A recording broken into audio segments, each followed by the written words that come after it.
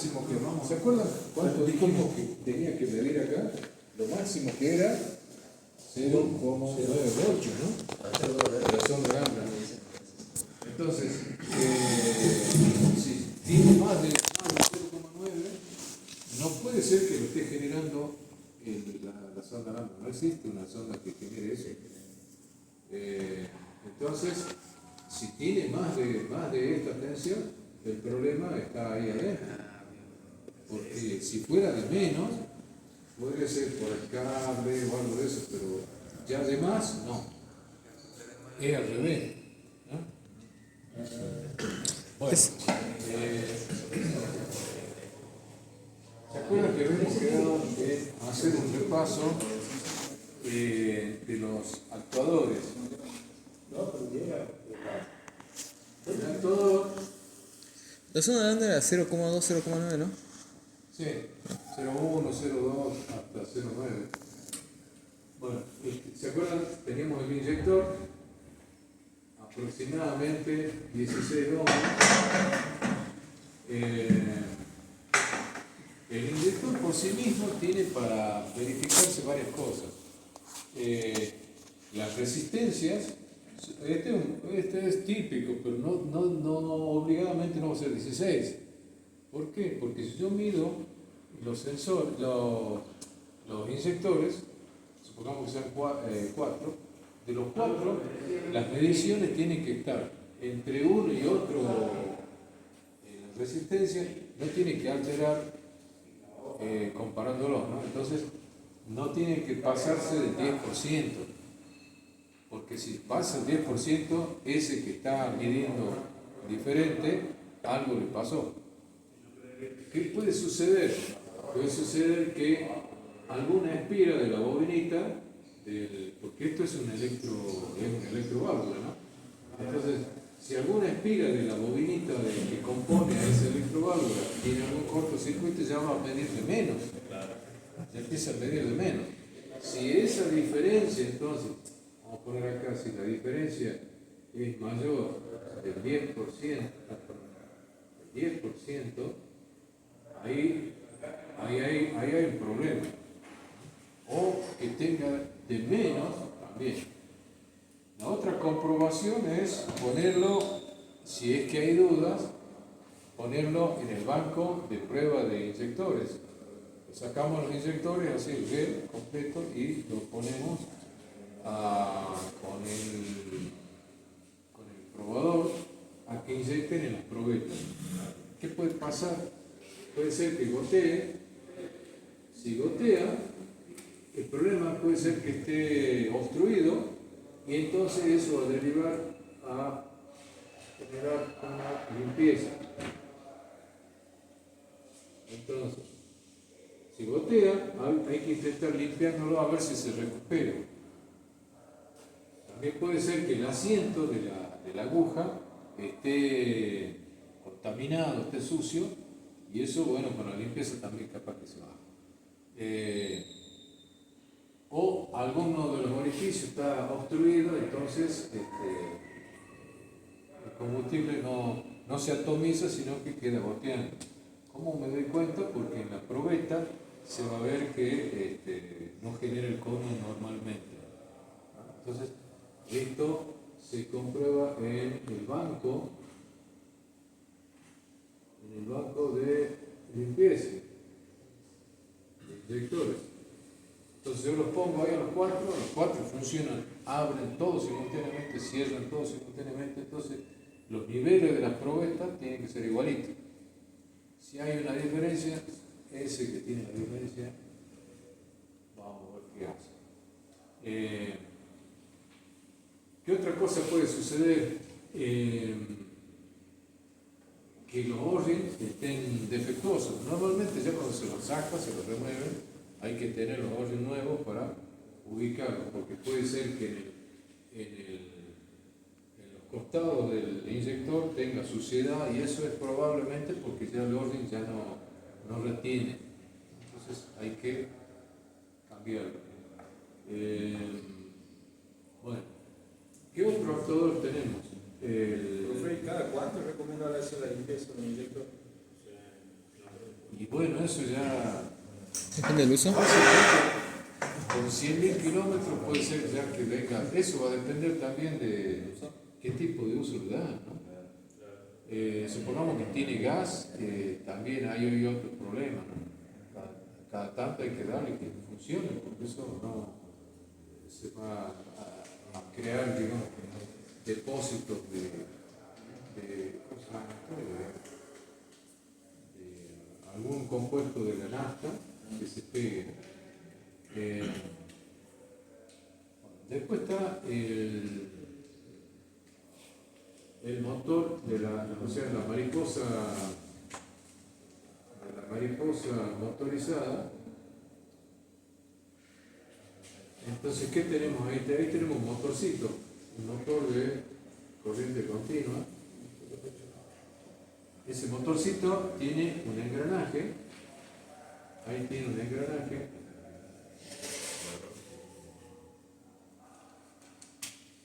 Tiene dos engranajes, uno que está conectado al motor y el otro que va a la mariposa.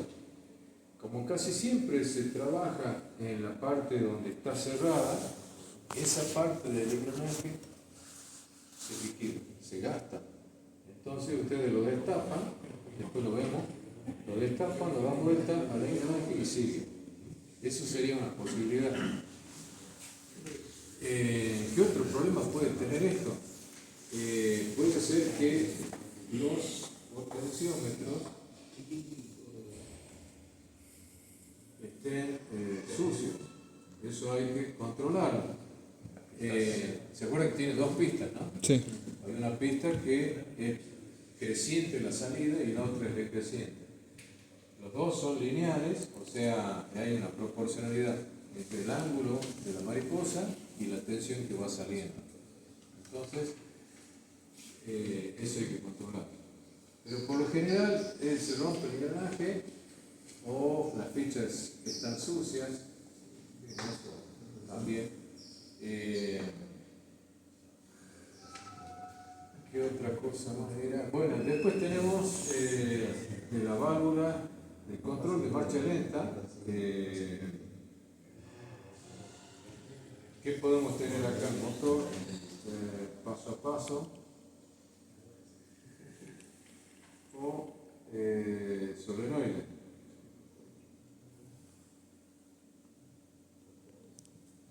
El solenoide tiene un mantenimiento relativamente más sencillo porque es una sola bobina y tiene dos contactos. Lo alimentan con un modulador de ancho de pulso que viene de la computadora y lo que hay que ver es que el vástago no esté sucio porque si no el asiento, digamos, no va a clausurar. Entonces va a quedar una entrada de aire extra que la computadora la va a reconocer. Y después está bueno el motor paso a paso, que el motor paso a paso tiene también las dos bobinitas que son teóricamente iguales.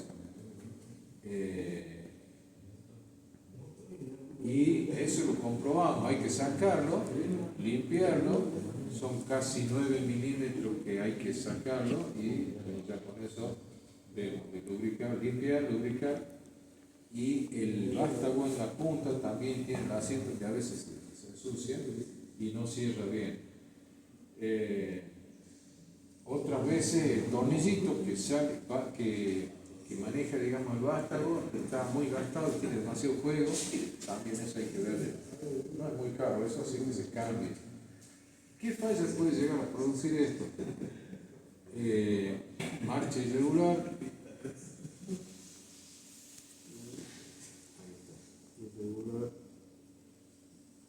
En ralente, pero si se queda abierta también puede tener falla fuera del ralente, ¿no? Bueno, la única diferencia de esto, entonces habíamos dicho que esto es PWM, que viene con dos cablecitos nada más. Este en cambio son pulsos. Y esos pulsos que vienen de la computadora y bueno, hay probadores de motor paso a paso y probadores para con modulador de ancho de Entonces, ¿qué más era? Cualquier otra electroválvula, por ejemplo la del EGR, las dos que tiene el EGR, son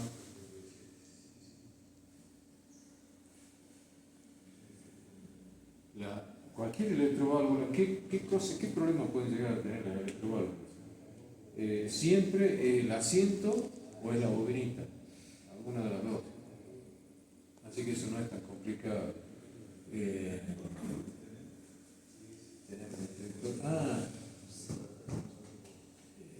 otro me estaba faltando?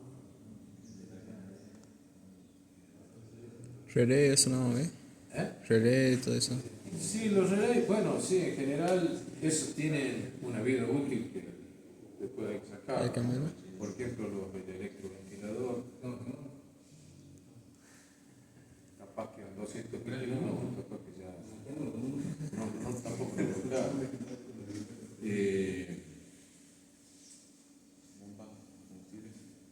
Sí, la bomba de combustible.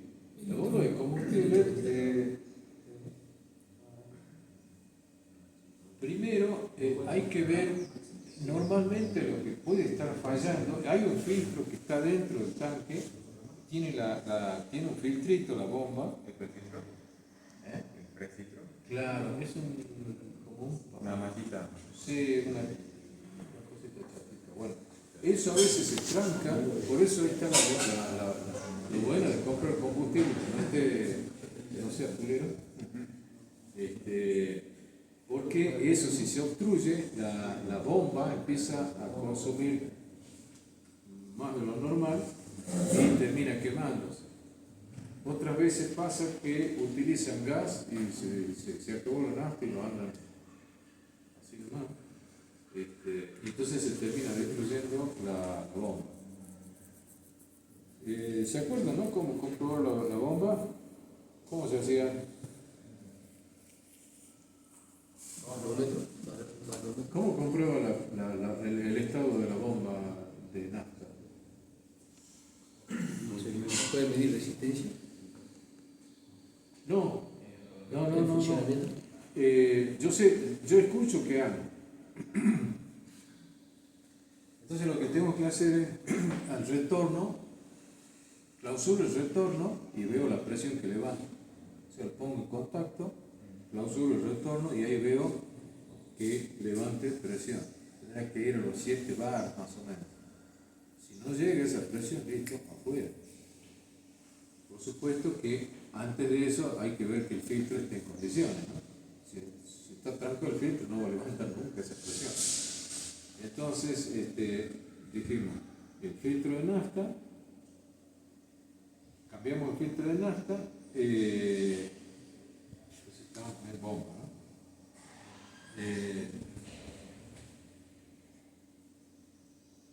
Entonces, ¿qué hacemos? Cambiamos el filtro, estrangulamos el retorno al tanque, la presión bruta tiene que irse a más o menos 7 bar. Si no tiene esa presión, listo, la bomba afuera. Por supuesto. Ahora, puede ser de que en condiciones normales la presión no se levanta y la bomba está buena, ya lo hemos comprobado. ¿Qué problema puede ser si el filtro ya fue cambiado? ¿Qué podría ser? Inyector. No, el inyector se levanta una décima de milímetro. La cantidad de combustible pasa ínfimo, no puede caer la presión por eso. Por la tensión, pues. ¿Cómo? Por la tensión, una corriente tensión. La caída. No creo, no, porque en ese caso ya el que está en el medio es un relay.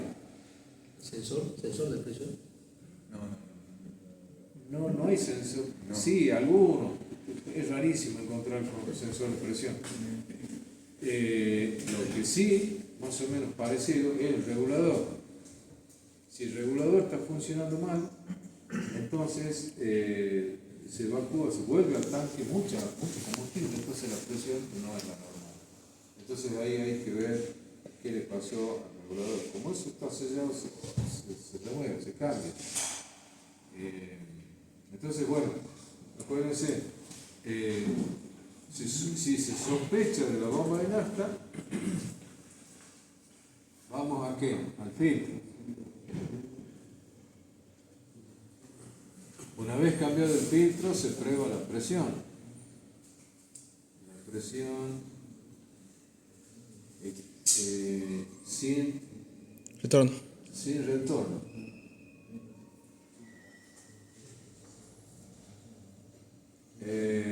Entonces, si la presión es buena, sin retorno, entonces, ¿qué es lo que hacemos? Hay que ver el regulador de presión.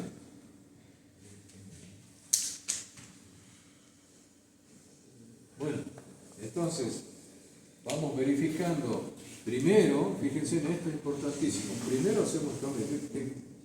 El cliente por ahí no lo ve al filtro. Y dice, sí, me lo han cambiado, pero no le han cambiado nada. Entonces, lo que hacemos directamente, no es muy caro, se remueve, chao, se cambia. Nosotros tenemos que estar seguros de que este esté en condiciones. Verificamos sin retorno la presión de la bomba, está todo bien. Entonces, ahí ya recién el problema está en el regulador. Acuérdense, por más que estén abiertos los inyectores con continuo, que no se cierre ninguno, nunca va a alterar la presión de la bomba. Eso no se puede. No va a ocurrir. ¿Hasta ahora alguna duda? No, pues, Nada. hasta ahora no. Nada. Bueno. ¿Qué me estoy olvidando? Electroválvula canister. Claro. Exacto. Bueno, entonces acá, sí, este cambio en electroválvula, ¿no? Si fuera un problema de que tiene, ¿qué puede pasar si esto está funcionando mal? Es muy difícil darse cuenta. Entonces, lo que hay que probar es que accione. O sea, uno lo va a tener que probar accionándola, a ver si abre y cierra. Y el otro asunto es que no quede abierta, o sea, que no quede una entrada extra de aire porque también puede provocar problemas. En realidad, ¿esto a dónde va conectado la electroválvula? Claro, al depósito de carbón activo. Si eso queda continuamente conectado ahí, vamos a tener algún problema, ¿no?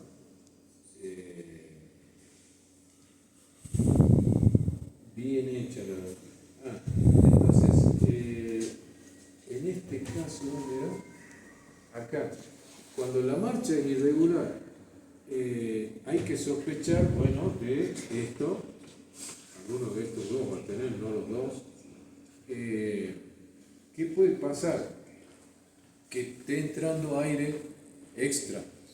Y ese aire extra puede ser que no clausura bien el vástago del motor paso a paso o del electroválvula del solenoide, o puede ser que la electroválvula del canister tampoco no clausura, o hay alguna manguera rota. Entonces verificamos cuáles serían las mangueras rotas. Por ejemplo, en el caso de Corsa tiene el MAP conectado por manguera, no está dentro del circuito del aire, ¿no? Entonces, si las mangueras están rotitas, bueno, hay que revisar eso. Y si no, puede ser la junta del múltiple de admisión con la tapa del motor. Entonces, ¿cómo hacemos ahí? Lo ponemos a funcionar el motor, tiramos con el aerosol W40 en la proximidad de la unión, donde sospechamos que puede haber una fuga, y si el motor levanta revoluciones, quiere decir que ahí está tomando aire. Porque no hay otra forma, ¿no? La otra quedaría sacarlo y cambiarle la punta, pero es bastante trabajo. ¿Por qué? Porque hay muchos múltiples que son de plástico, no son de metal. Bueno,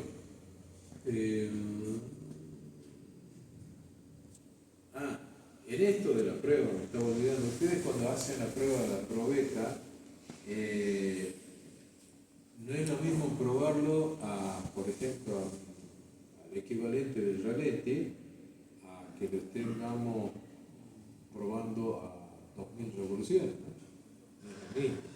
Entonces, siempre que se prueba, se lo prueba, por ejemplo, a 700 RPM o a 2500 RPM. Las dos pruebas hay que hacer.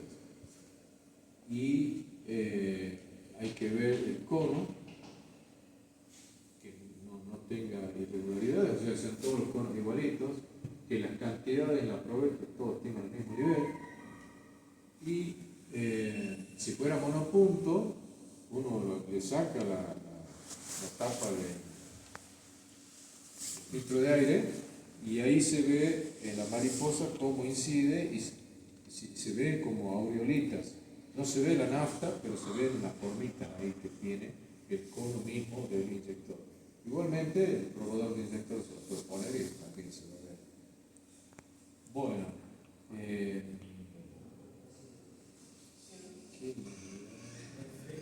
bueno, ¿alguna duda? Lo que tienen ahí en el simulador, digamos, acuérdense, ¿no? Y esto ¿no? es para el caso del final.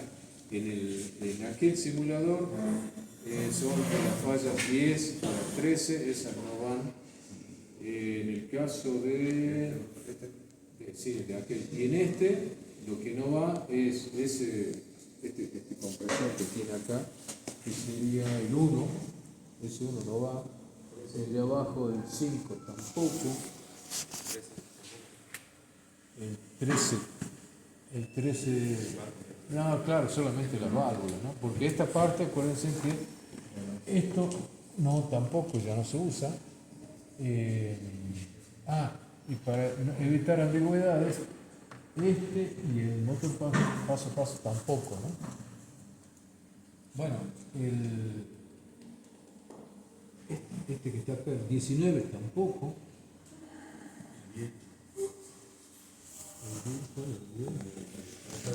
No, eso tampoco. No, este tampoco, el de abajo no. Es que ese probablemente no. A ver, ya te digo, el 12. El 12. Sí. No, el 4 sí, porque ese está ligado al sensor de temperatura del refrigerante.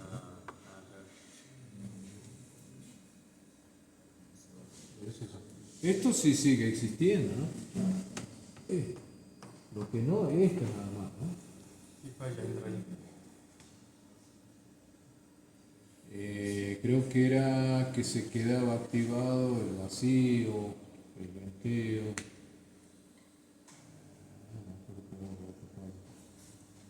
Bueno, este tampoco, el 17.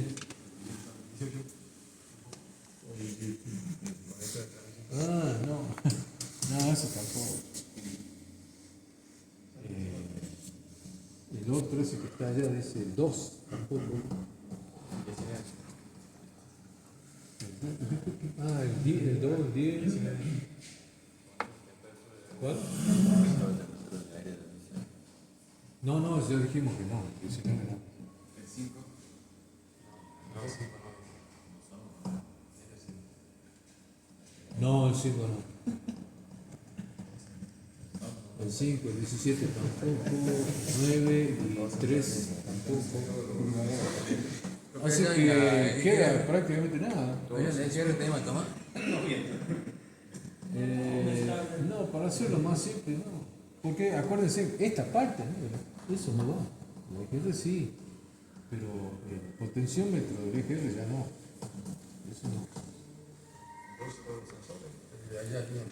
Todos los sensores. Sí. O sea, que sepan qué van a hacer ante tal o cual falla. Eso es lo que me interesa. O sea, acá hacemos de cuenta cómo resuelven tal problema, ¿no? Eso es cómo se desenvuelve. Y por eso en el examen, en el final, ustedes no aprietan el botoncito ese que está allá arriba a la derecha. No lo pueden apretar. ¿Por qué? Ustedes tienen que, por ejemplo, miden ahí, bueno, dicen, es tal cosa. ¿Por qué? Hay que decir por qué. Supongamos, no sé, porque la resistencia resistencia está fuera de los valores normales. Bueno, listo. Y entonces ahí recién yo presiono el botoncito y tiene que desaparecer el fallo. Si no es así, yo también estoy equivocado. ¿Y cuántas pruebas Son tres. Son tres acá y tres allá. Tres fallas allá, tres fallas ¿Qué acá. toma de una, no? ¿Eh? Sí, siempre de una, nunca de a dos, ¿no? ¿Cuánto tiempo tenemos por falla? Y más o menos 5 minutos. Eso también depende de cuánto hay afuera.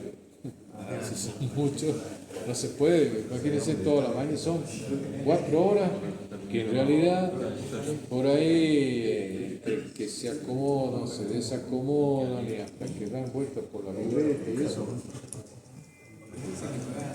Y después, bueno, la teoría, ¿en qué consiste el examen de la teoría? Ahí en el televisor ese ponemos unos gráficos o diagramas o alguna parte de los PDF que se han puesto en Classroom, como para saber si los han leído y si han entendido bien, ¿no? Y la otra es que, por ejemplo, este es un clásico, ustedes tienen que responder y explicar algún diagrama, algún esquema, cuáles son las magnitudes están ahí, en fin, eso, para saber si pueden explicar algo, dar una explicación de algo. Después, por ejemplo, algún gráfico incompleto, a ver si lo completan ustedes. Pero no para decir, se olvidó de que ahí era rojo o era azul. No, la idea es saber que eso es algo general, es algo genérico y que no se cumple, ¿no? No es algo muy particular ahí de decir, no, es algo muy genérico. Y utilizar los términos técnicos, eso es otra cosa que se les exige, ¿no? Y bueno, el razonamiento. Bueno, teoría entonces sacamos la plataforma y Sí. Profe, y ese gráfico que nosotros tenemos que explicar, podría ser, por ejemplo, la de cómo funciona el NTC. Claro, ¿cómo se dan cuenta que es NTC o PTC? Si es así o si es así. Vamos a ponerle, pues, si fuera eso el caso, o puede ser, si es, puede ser algo continuo, alterna, esas cositas que son básicas, sí o sí. Lo más elemental, eso no puede fallar ahí. Bueno, creo que la otra semana, ¿tenemos clase la otra semana? ¿Sí? La otra no. O sea, esta semana que viene sí tenemos. La tercera semana no. Entonces podríamos hacer la otra semana, el viernes decíamos ayer, ¿no? Sí. No creo que. ¿No venimos con 2 semanas de clase de la próxima semana? ¿Eh? No, la semana que viene. ¿Cuándo? El 20 y 21, el lunes 17, periodo provincial, creo, y el 20 nacional y el 21 turístico. Entonces queda únicamente martes 18, 19 y chao. Y el 25 y 27. Semana de consulta, no, por el general. ¿Se van a consulta? Semana de Ah, consulta. ¿Cómo? Semana de consulta, la última semana de semestre. Ah, no, claro, no, creo que termina Después tenemos 24, 25, el 26. 29, no, a ver cómo. Claro, hay que cerrar en julio, creo que es el 5, a ver. El 5 de viernes. Sí, creo que la primera semana ya cerramos todo. O sea que el 29, claro, ya sería consulta 28, 29. Nosotros vamos a tener que hacer acá 14 y 15. Así sería, ¿no? No, jueves 13 y 14. Entonces, el 14 hacemos una evaluación para ver cómo está. Y después vamos haciendo una especie de repaso y lo ponemos ahí. O sea, La idea es que ustedes se vayan poniendo uno a otro, le van poniendo una falla, que no sepa obviamente el resultado, y listo. Pero el asunto es saber por qué hacen eso. No es acordarse cuál era el botoncito, eso no tiene sentido, ¿no? La idea era, ¿por qué en el examen le van a preguntar? Bueno, ¿por qué? Bueno, porque ocurre tal cosa y o sea, no se cumple la función de algo y ese algo está relacionado con tal sensor o actuador. Nos reducimos a eso. Por eso les decía que en aquel simulador que está allá, no nos tenemos que olvidar por ahora de que lo fundamental es que mecánicamente el motor esté en condiciones. Vamos a entenderlo así, ¿no? Que el motor está en buenas condiciones y que el problema nuestro que vamos a resolver es detectar cuál sensor o actuador está andando mal. Nada más que a eso no. Bueno, Entonces, el parcial que pasamos a en el parcial vamos haciendo como para más o menos ver cómo es el final. ¿Por qué? Porque no hemos hecho a mitad. ¿Por qué no podemos hacer uno en la mitad? Porque la mayoría, primero por comenzar, ustedes tienen paralelo sensor y actuador, o sea, no podemos comenzar a pleno acá, porque ni siquiera lo conocen a los sensores ni a los actuadores. Entonces, yo tengo que esperar que el profe de sensores y actuadores vaya avanzando, mientras tanto ustedes van aquí con los entrenadores más o menos viendo cómo vamos funcionando. Después vemos los simuladores de fallas para que empiecen a razonar y acostumbrarse a razonar una falla. Es decir, ¿por qué van a ir a medir tal cosa? Eso es lo importante, cómo justifican eso. Cuando ustedes vayan a pedir o de trabajar en alguna agencia, siempre van a tener que justificar. Para justificar tienen que saber cómo está relacionado en el funcionamiento. Y ahí, ¿puedo borrar?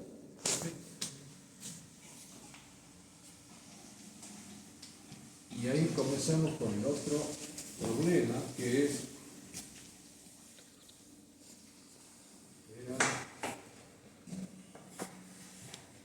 yo tengo la computadora acá y ¿qué va a pasar acá?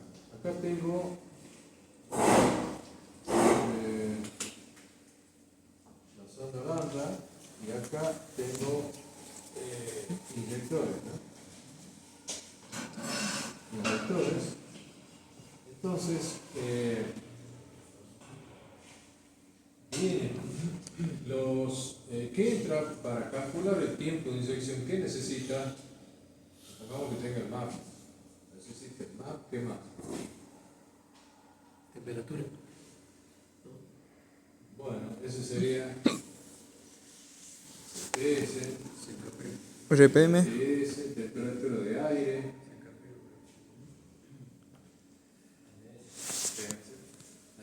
PMS.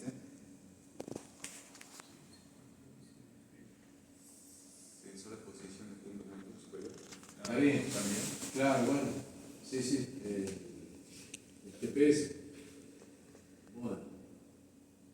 Bueno, de acá, esto va a parar acá a la computadora procesa esa información y determina qué cosa,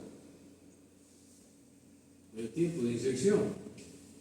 Entonces, ¿qué va a pasar? Ese tiempo de inyección lo revisa. ¿Quién lo revisa? La sonda lambda. Entonces, de acuerdo al valor de la sonda lambda, se va a tener que corregir la computadora porque puede ser que en la formulita que tiene para calcular hay algún error. Algo aparentemente no está, digamos, no se corresponde con eso, pero es poquito. Y ese poquito lo corrige y además aprende, lo guarda en la memoria. Entonces, y así va a estar funcionando.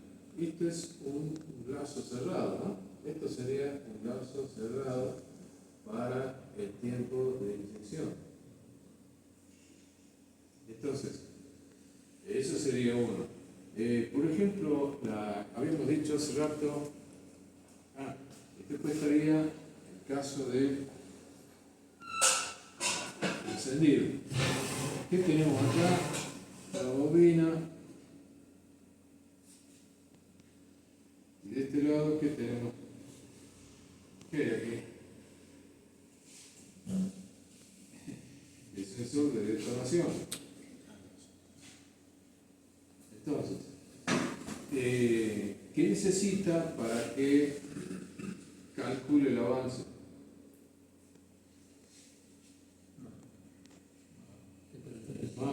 El MAP es fundamental para esto, ¿no? Caudalín, MAF. O, claro, bueno, en ese caso, si tuviera caudalín, pero estamos en el caso que tiene MAP, ¿no? Y sensores de temperatura. ¿Cómo? Temperatura del aire. Temperatura del aire. Bueno, vamos a suponer que esto viene acá. La RPM, eso lo saben por CKP. El CKP es sensor de posición de cigüeñal. Acuérdense, no es sensor de revolución, ¿no? ¿Por qué? ¿Cuál es la diferencia? El cigüeñal no tiene la misma velocidad, va variando. Puede estar en fase de compresión, se frena muy poquito y así, pero se va, digamos, frenando y liberando, frenando. Entonces, para eso la computadora sigue con la rueda fónica o con el diente que tenga para referenciar la situación, y de ahí entre un diente y otro va a sacar las revoluciones por minuto. Entonces acá le vamos a poner RPM. Pero en sí el rigor este es sensor de posición cigüeñal, que de ahí lo saca las revoluciones de otras cosas. Cuidado, no es el sensor de RPM. Bueno, entonces, de acuerdo a las revoluciones, el vacío va a determinar el avance, y entonces el ciclo se cierra acá. Entonces este sería el lazo cerrado del encendido, ¿no? Entonces,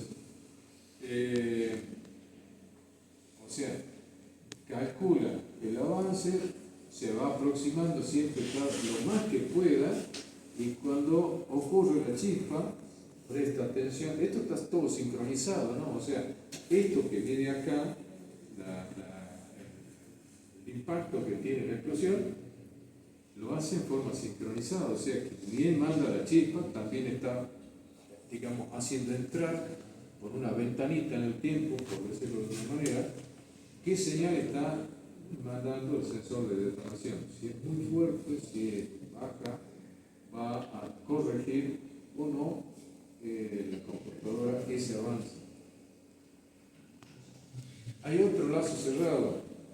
¿Se acuerda que hablamos de la bomba de nafta? ¿Qué hace? Levanta presión. Y cómo, a ver, vamos a aplicar acá. Habíamos dicho que tenemos la bomba.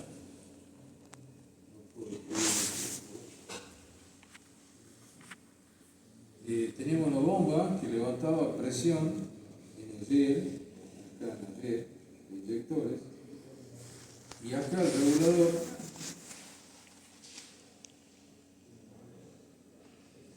regresaba nafta. Este era el retorno, ¿no? Si hay una falla en el regulador, hay demasiado retorno, la bomba no levanta la presión normal y eso hace que tengamos deficiencia, puede llegar a gotear el combustible y obviamente la marcha va a ser irregular. Entonces, ¿qué hace la bomba? El regulador. El regulador está conectado al múltiple de admisión. Es difícil escribir esto. Bueno, entonces, ¿qué pasa si hay mucho vacío en el múltiple de admisión? ¿La presión tiene que bajar o tiene que subir? Bajar. Tiene que bajar, claro, muy bien. Y el caso contrario, tendrá que corregir al revés, ¿no? Bueno, entonces, acá acá tenemos dos que están influyendo para que el regulador haga su trabajo. Primero, la presión. Esta presión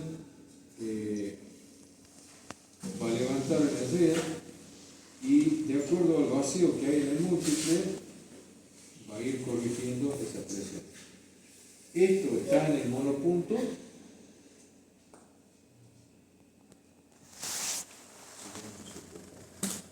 No, porque el inyector no está en vacío. Bien, claro. Esto no ocurre en el monopunto. Esto siempre ocurre en el monopunto porque los inyectores están dentro de lo que es el vacío. O sea, están en la proximidad de la válvula de admisión.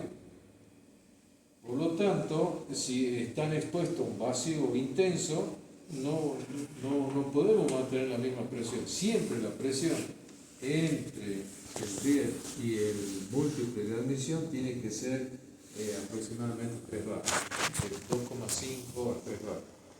Y eso tiene que llevar todas las variaciones del vacío que hay en el múltiple de admisión. Como eso varía, entonces el regulador también tiene que variar. Eso está claro, ¿no? En eso no hay ninguna duda, ¿no? Bien.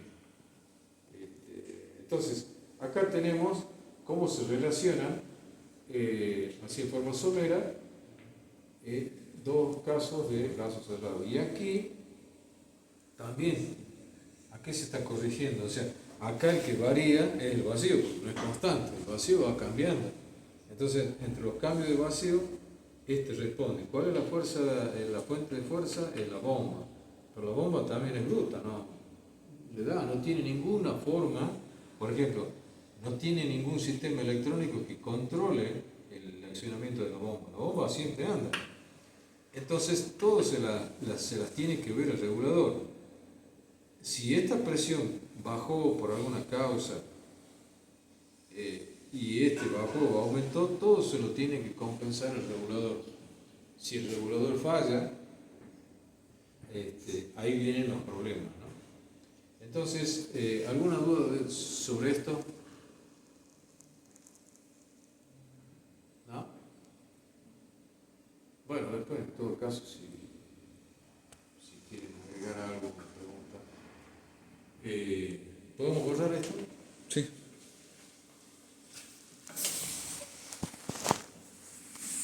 Bueno, ahora lo que vamos a ver es un repaso de lo que ustedes han visto en los entrenadores. Este era la bobina de cualquier sistema de control. Aparece 12 voltios, y acá venía un transistor, y acá venía un resistor, y esto venía de masa, esto venía de la computadora, y esto va a la computadora. Bueno, este transistor puede estar incluido en la ECU o no. La resistencia siempre está incluida. Bueno, entonces este es el inyector. Y ustedes han visto acá, sí, este resistor es muy bajito, muy bajo valor, pero cuando pasa una corriente por acá, se produce una caída de tensión. Esa caída de tensión la mira la computadora. Si es muy alta, quiere decir que la corriente que está pasando al inyector también es alta y es anormal. Puede ser que haya un cortocircuito acá, supongamos, ¿no? Entre varias espiras, y el consumo es anormal. Y de esto se va a dar cuenta la computadora porque esa caída de tensión debe de ser un valor bajo para levantarse. O sea, si aquí hay una caída de tensión fuera de lo normal, para arriba, quiere decir que el inyector tiene problemas. Bajó su resistencia o algo pasó ahí. Y además, ¿por qué? ¿Se acuerdan que ustedes tenían en el tiempo, tenían esto así, y acá vamos a hablar de la intensidad? La intensidad de la corriente, cuando es excitado el transistor, venía de cero, estaba, digamos, el inyector apagado, y hace esto.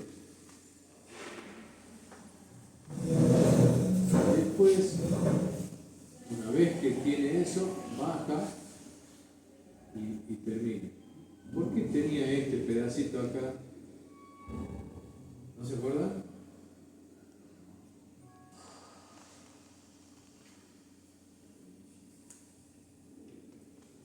Bueno, sí está medio rojo. Esta corriente es fuerte porque necesitan que la aguja se despegue. O sea, hay que vencerlo al resorte. Pero una vez que ya está vencido el resorte, la corriente lo baja a la computadora porque este pedacito de acá que le está faltando es energía que no se desperdicia en el inyector, porque si baja la corriente, lo mismo, la aguja que ya está puesta arriba, ya se mantiene. O sea que esta corriente producía un flujo magnético suficiente para vencerlo al resorte. Lo vence el resorte y queda abierta el inyector. Entonces, una vez que ya está abierto, lo que hace es mantenerlo nada más, mantenerlo arriba, pero eso ya no necesita el mismo campo magnético, o sea, no necesita la misma corriente, entonces tiene que bajar la corriente. Baja la corriente y esta potencia es la potencia que no calienta al inyector. Con eso se logra que el inyector tenga el mismo efecto a menor potencia. El hecho de no es por economizar potencia, sino evitar que se recaliente el inyector. Esa es la idea. Bueno, entonces total, este sería el efecto de inyección. ¿Alguna duda ahí?